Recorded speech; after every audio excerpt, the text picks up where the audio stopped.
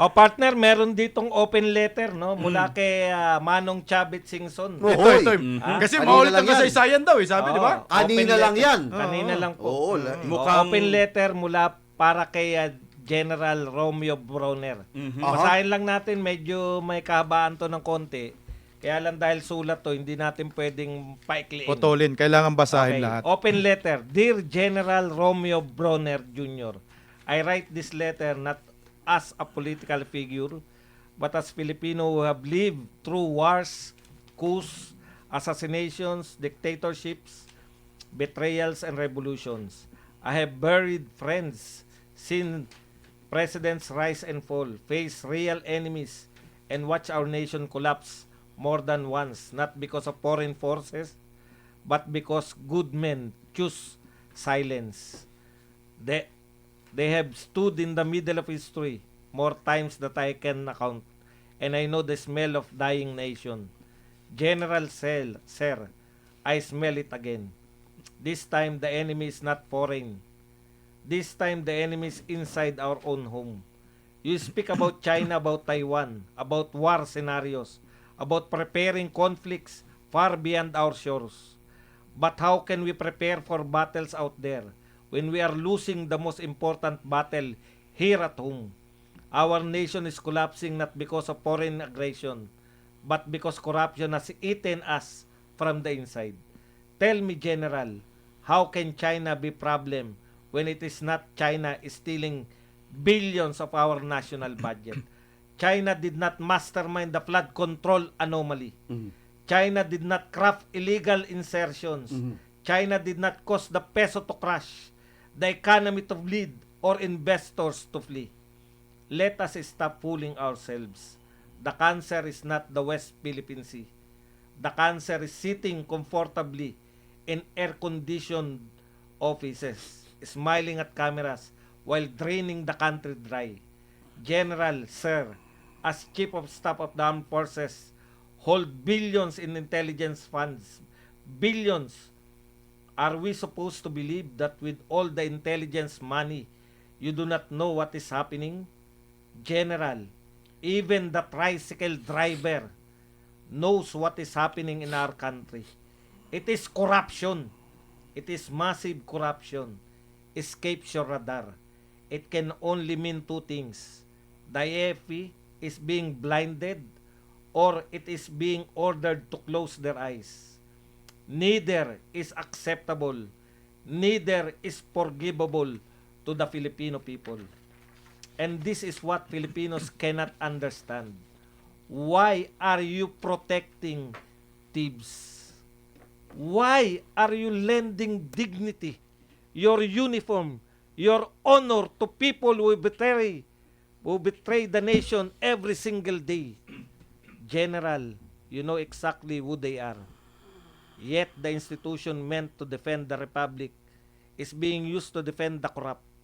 Stop using external threats as a distraction from the crisis happening within our country. Stop provoking China. General, sir, of all people, you understand the cause of war. Our country has no capacity for conflict. Not when our soldiers cannot afford proper housing. Not when families struggle to buy rice. Not when Philippine economy is gasping for life.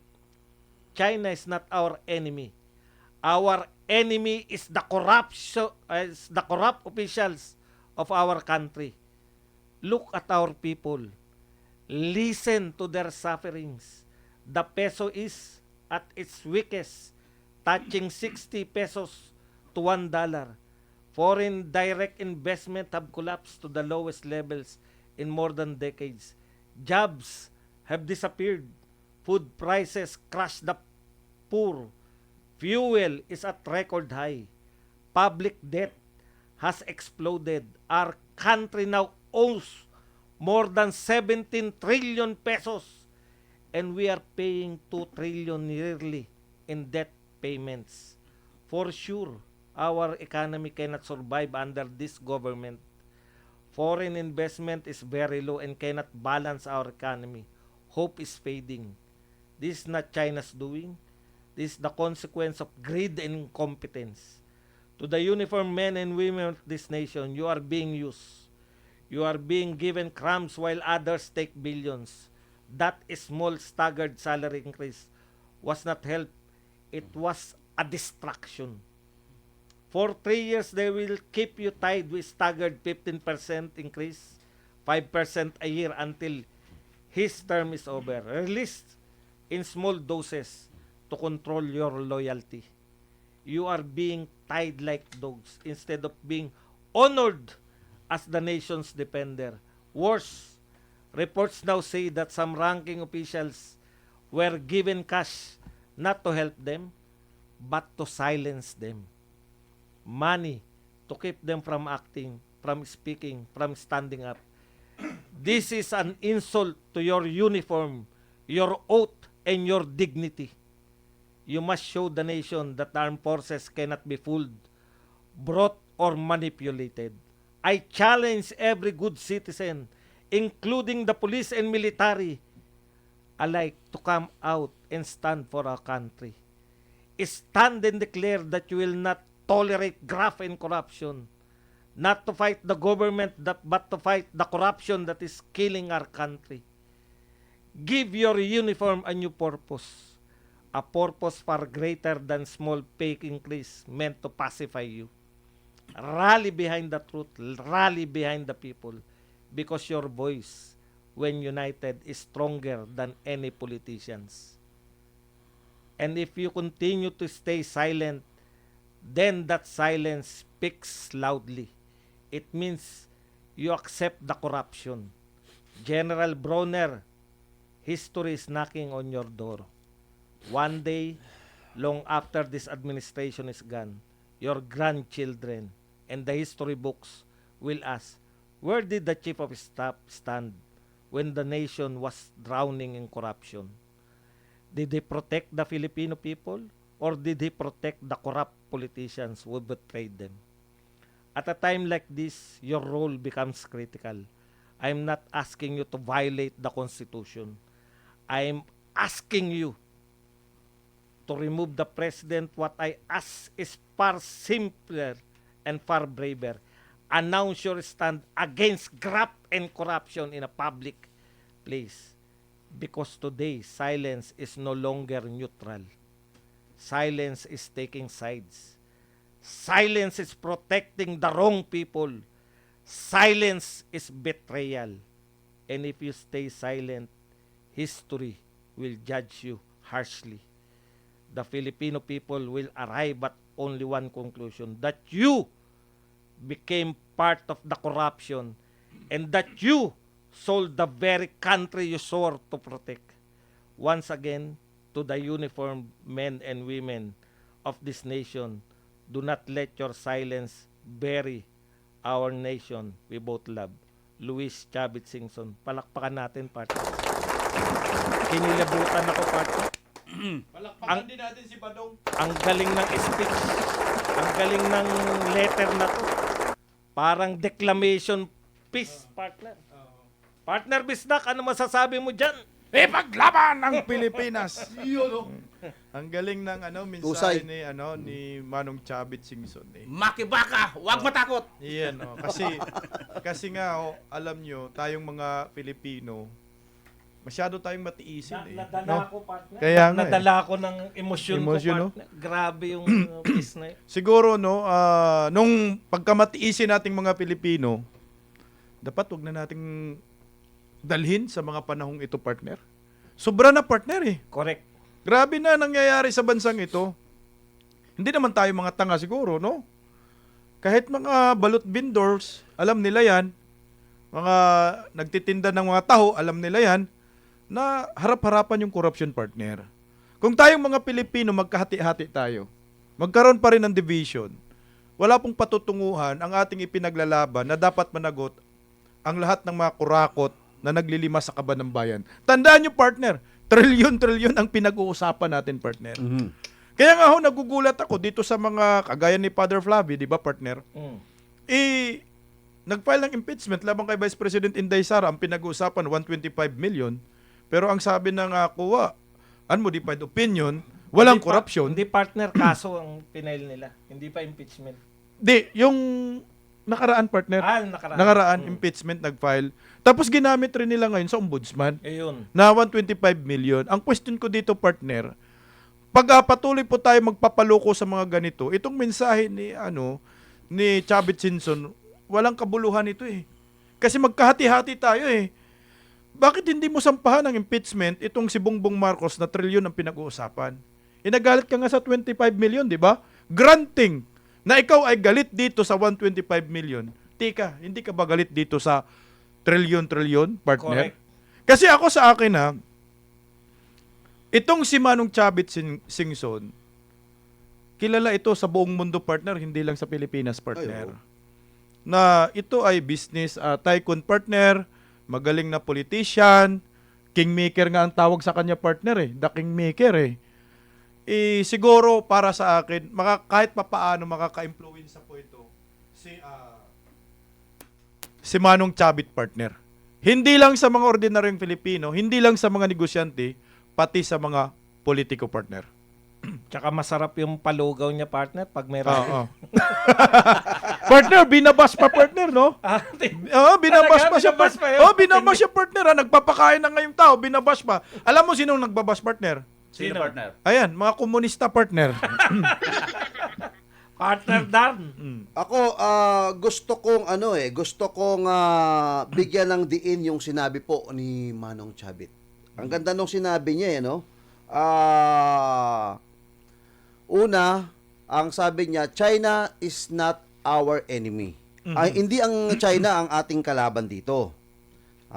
Ang sabi niya dito, pangalawa, ang sinabi ni Manong Chavit Singson, binanggit niya rin na sinabi niya, ang problema ng Pilipinas ay korupsyon. Okay. So, kung papansinin po natin, ang ina-address po ni Manong Chavit po dito, mga kababayan, is about doon po sa korupsyon at dito sa nangyayari sa atin. Listen very carefully. General Browner, ang sakit po na tinutukoy na cancer po dito, tama po si Manong Chavit. Hindi po cancer ang West Philippine Sea. Hindi po yan ang totoong problema ng Pilipinas. Ang totoong problema ng Pilipinas, yung pong pang-araw-araw na kinakain, pang-ekonomiya ng Pilipino. Yung araw-araw na ninanakaw ng mga buhaya. Yan po ang problema ng Pilipinas. Huwag po sana niyong lokohin at i-divert at palabasin na ang pinakamalaking problema ng Pilipinas ay ang West Philippine Sea. Ang problema ng Pilipinas ang China. Huwag nyo pong gaguhin ang, sa aking termino, kung medyo nakapagsalita po ako, hindi naman mura yung gago. Pero po, sabihin ko sa inyo, medyo nakakapikon lang po, kasi sa totoo lang, sa nakikita ko ho, sa pinaiikot nyo po yung taong bayan, dinadivert nyo po doon sa walang kakwenta-kwentang usapin, na wala naman talagang kwenta, ba't hindi po tayo mag-focus? Mayaman po ang Pilipinas kung hindi lang po ninanakaw ng mga buhaya. Hindi natin problema yung West Philippine Sea na yan. Ang problema natin dito, kung papaano po natin pangalagaan ang ating mamamayang Pilipino. Bakit? Pag ba naprotektahan mo ang West Philippine Sea, maayos ang ekonomiya? Pag ba naprotektahan mo ang West Philippine Sea, gaganda ang ekonomiya? Gaganda ang ating ang mga trabahador? Tataas ba ang mga sahod? Kapag ba naprotektahan mo ang West Philippine Sea, mawawala ang korupsyon sa Kongreso? Pater BMR, tuloy mo. Kala ko may kasunod pa. Naghihintay ako. Parang pinapainit ni Dan si Bimar eh. Kikig na kikig. Nakikinig ako nung nakikinig lang muna dito. Gugulatin ba ako eh. Oh. Hindi, napakaganda ng mga binitawan na open letter ni Governor Chavit Singson kasi nga dito nakita na ng buong mundo, makikita na ito ng buong mundo dahil may papalaganap na ito siguro ng mga mainstream media na may ganitong pananalita itong si Governor Chavit Singson. Sa mga hindi pa masyado, katulad ko, hindi rin ako basta nakialam sa mga politika noon. Ngayon lang, panahon na ni Tatay Digong, na-involve tayo sa politics. Si Governor Chavit Singson, ang record niya, siya lang naman ang isa sa dahilan kung bakit napabagsak or napatanggal ang isang napakasikat mga partner. Joseph. Pangulong Joseph Estrada. So, dahil sa kanyang paglabas noon, dyan sa Club Filipino. Ngayon din, yung kanyang nandyan din siya. So, yun din yung naging mitsa, no? Hindi akalain ng lahat na isang napakasikat, partner, napakamasa nun. Kaya nga ang kanyang ang kanyang slogan nun, ERAP para sa mahirap, masa. para sa masa. Ganun. So, hindi natin nakakalain na mapapabagsak o mapapatanggal yun, ano? Pero alam nyo, ang sitwasyon noon at saka ngayon, mas lalong mabigat dahil ang ating presidente ngayon kapit tuko din itong mga nanunungkula, itong mga kanyang mga sundalo, lalo na nga ito si General Bronner. Samantalang kay Irap noon, mga partner, ito napakalayo ng discrepancy, ano? Isipin ninyo, mga kapartner, noong panahon ni Irap, ang akusasyon kay Irap, yung waiting money. Hindi ito pera sa corruption sa Correct. Oo. Kumbaga, pera ito ng mga sugarol eh. Correct. Oo. Kagaya ni Sir Dan. Huwag po kayo nagpapaniwala dyan. Di ako marunong magsugal. Pera ito ng mga bisyosong tao, no? Oo. So, kung tutusin, wala nang pakialam dito yung mga Gobyerno. Pilipino, gobyerno, dahil hindi naman nabawasan ang kaban ng bayan. Pero, alam nyo yun, yung sundalo noon, bumaklas. Nagkaroon ng tamang hiya ba? Na, oy, sandali, President Erap, medyo bibitaw muna kami. Ano yung partner ba daw? Partner Bimar? May tamang hiya? Oo. Ngayon pala walang mga hiya. Hindi na marunong mahiya. Pero tamang Hiya. tamang hiya. Oo, Pag ngayon. sinabi ko sa tama May Oo. tama? Tama ba? Hindi, may tama naman ngayon. Oo, may mga tama. tamang hinala. Oo. Tamang Di ba? duda. Mga tamang hinala sila ngayon. Correct. Yan. So ngayon, ang nangyayari ito, napakaliit lang kung tutuusin comparison, partner. Yun pa nga lang yung pag nag-uusapan tungkol kay Napoles, wala pang umabot na yata ng kalahating 1 bilyon, di ba? Wala. Ano? Samantalang ngayon, trillion 500 million yata yung partner. O, 500 million lang. Oo. May napulis. Kaya natin nilalang yung 500 million, although Malaki yun. malaki yun, Oo. pero in compare ngayon, billion, trillion ang pinag-uusapan. So, Oo. ito yun, no? Napakaganda ng mga pronouncement ng isang Governor Chavit Singson na ito, para bagang sinasabi lang niya, Bronner, rini-remind ko lang sa'yo, may history na tayo. Mhm. Ha? At kung talagang makikinig ka lang bilang isang opisyal at tagapagtanggol ng Constitution, which is ang taong bayan, protektahan mo ang kapakanan, hindi protektahan kung sino yung nasa palasyo. Mhm. Ito nga ang nangyayari ngayon, napakalaki nitong corruption na ito. And yet, na bumabaling ka sa issue ng West Philippine Sea, na una na yan, binenta ng mga naunang namuno sa ating bansa. Partner Bimar, pag ayaw ni Browner, alam mo saan tayo lalapit? Saan? Kaya President Donald Trump. Kaya doon na. Pwede! Pwede! Ayaw. Pwede! Ayaw. Pwede! Nagawa niya nga sa Venezuela eh. Correct. Oo. Kung papayag, mamaya ite-text ko si Uncle Trump. Yun nga mga kapartner, no? So, dito, magdalang hiya sana itong si General Bronner na maalala niya na mayroon palang dignidad ang AFP at ang mga kasundaluhan natin na ano yun. In terms of corruption, hindi kayo dapat dyan kumbaga, dapat una kayo, pangungunahan ninyo na bumitaw. Hindi ko naman sinasabing direkta kayong bumitaw, kundi pakinggan nyo na ang inyong konsensya. Kasi alam ko, mayroon pa naman kayong mga konsensya na alam ninyo yung tama at mali. Tama pa ba na naglilingkod kayo sa isang matindi na po, aside from corruption tungkol dito sa billion, trillion na issue ngayon sa presidenteng ito, mayroon pa itong bagahe na sinasabi nga ni Tatay Digong nung una pa. At ito nga ay kinonfirm mismo ng kanyang kapatid, mga kapartner. Partner, pwedeng dugtong lang ito. Sige, partner. Napakaganda kasi na sinabi ni Apo Chavit eh. Gusto ko lang emphasize itong sinabi ni Apo Chavit dito. Ang sabi niya mga partner China did not mastermind the flood control. Isang punto ho yun wala pong kinalaman ng China sa flood control. Tama yun. Pero ito si Browner, ewan ko, China. Anomaly dyan sa China did not corrupt illegal insertion. China did not cause any peso to crush the economy, to bleed, or investor to flee. Ang ganda ho ng sinabi po rito. Pero po itong si Browner, hindi, kasalanan ng China yan. Kasalanan ng West Philippines yan. Pero mga kabayan, kamukha na sinabi ko kayo, dinugtong lang. Mabilis lang ito. Uulitin ko. sa sinabi po ni Apchabit dito, naghahanap na lang po sila ng mapag-divert po nila para ho ang taong bayan, malibang-libang man lang at sabihin lang, sisihin lang. Kasalanan ng China yan kung bakit tayo bagsak ngayon. Wala pong kinalaman ng China. In fact, ang China ho, mga kabayan, matagal na pong tumutulong sa atin. Hindi ka naman pro-China niyan. Hindi po ako pro-China, Chan lang po apelyido ko. Ang lolo ko po, ang pangalan niya, Hong Li Chan. Partner, alam nyo, Mag-anak ni Jackie yan. alam nyo partner, yung mensahe kasi ni Manong Chavit Singson, hindi naman sinabi niya talaga na mag-aklas kayo, bumalikwas kayo. Ang punto niya rito, ni-remind lang niya kung ano ba talaga dapat ang tungkulin ng mga militar at lalo na yung AFP Chief of Staff na si Browner. Di ba ang sabi ni ang linaw-linaw na ang tungkulin ng mga kasundaluhan ay magsiserbisyo sa bayan. Hindi ho pagsiserbisyo lamang sa isang tao. Wala namang sinabi sa konstitusyon na ang militar ay magsiserbisyo sa presidente, partner. Correct. Nanunumpa sila to serve and protect the Filipino people, the interest of the Filipino people. Ano nga ba ang interest ng mga Pilipino? Hindi managot ang mga kurakot, partner.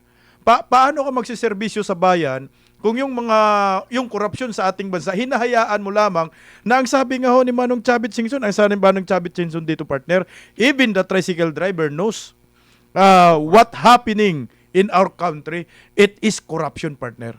Alam mo, partner, kung magsasalita lang si General Bronner na the AFP will not allow, yung mga tipong ganun, yung kahit salita lang ba na itigil nyo na kasi galit ng mga tao, kakampi kami sa tao. Parang warning, partner, no? Parang, yung warning lang. Warning na lang, Kami kakampi kami sa tao. Hindi sa politiko. Kung hindi nyo aayusin kung hindi makukulong yung mga politiko na yan. No? Walang mensaheng ganun, partner, Pero meron sa damit nila, to serve and to protect. Kailang to serve and to protect. Tinitignan ko nga, sino ba itong to serve and to protect? Sa presidente Sino ba yung o sa to-protect? taong bayan? Taong bayan. Alam mo, partner, na demoralize na rin yung ibang mga militar partner Correct. na lalo na yung mga nasa baba, mga private, mga junior officers partner, na demoralize na rin sila kasi yun naman talagang pinanumpaan nila para sa bayan, hindi naman para sa politiko, partner. Tama. Partner, magdag ko lang Sige. dyan. Alam nyo, nagtataka tayo lahat kung bakit parang iba yung kilos or hindi kumikilos ngayon yung mga militar. Analogy ko lang ito mga partner. Kasi nagdaan po sila sa dating presidente na disiplinado at hindi dapat gumagalaw nang wala sa hulog, mga kapartner. Yun nga si Pangulong Duterte. Kumbaga, parang sa tingin ko lang mga partner, baka may hangover pa sila na mukhang napakaganda kasi ng ano natin ngayon, di ba? Oo. Ng ating pamahalaan, napakaganda kasi. Biruin mo, dinubli yung ating sahod. May bigas pa yung baka partner. baka May hangover pabahay sila pa ng yan. Partner, no? Hindi kaya parang hindi sila ngayon. Aside from partner sa sinasabi nga na ano na sila, pagod na sila sa sa tawag doon yung Kudita, parang ganun. kudita kasi nga Oo. pagka nagkamali ka diyan sa kudita, pamilya mo mismo magsasaper. So parang ayaw din nilang sumugal siguro mga. Ayaw nila matulad doon sa mga nag-military junta that time na hindi naging To successful. make the story short, nakapwesto na kami ngayon. Kumbaga kami, nasa kama na kami ngayon. Oo. Ayoko nang magbanig. Di dapat hindi militar ang pinasok nila, partner. Ano pala? Politiko. Politiko dapat. Yun. Kasi pag militar ka, para ka talaga sa bayan Kayo yung pulis pangkalawakan